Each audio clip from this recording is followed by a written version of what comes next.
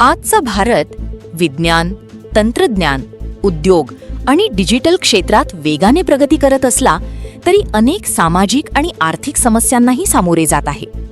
वाढती लोकसंख्या, बेरोजगारी, महागाई आणि पर्यावरणाचा ऱ्हास यामुळे सामान्य नागरिकांचे जीवन अधिक कठीण होत चालले आहे.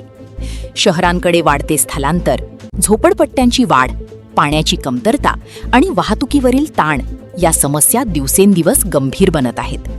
नैसर्गिक साधनसंपत्ती मर्यादित असताना वाढत्या लोकसंख्येमुळे भविष्यातील आव्हाने आणखी मोठी होण्याची शक्यता व्यक्त केली जात आहे.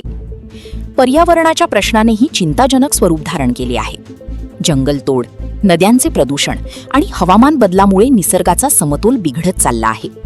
अनेक भागांमध्ये पिण्याच्या पाण्याची समस्या गंभीर बनली असून शेतकरी वर्ग अनियमित पाऊस, नैसर्गिक आपत्ती आणि शेतीमालाला योग्य भाव न मिळाल्याने अडचणीत सापडला आहे. दुसरीकडे शिक्षित तरुणांमध्ये बेरोजगारीची समस्या वाढत असल्याने नैराश्य आणि असुरक्षिततेची भावना निर्माण होत आहे. वाढती महागाई, आरोग्य सेवा आणि शिक्षणाचा खर्च यामुळे मध्यमवर्गीय आणि गरीब कुटुंबांवर मोठा आर्थिक ताण येत आहे. सामाजिक पातळीवरही कुटुंब व्यवस्थेतील बदल, वाढती एकलकोंडेपण आणि सोशल मीडियाचा प्रभाव या गोष्टी समाजासाठी नवीन आव्हाने निर्माण करत आहेत.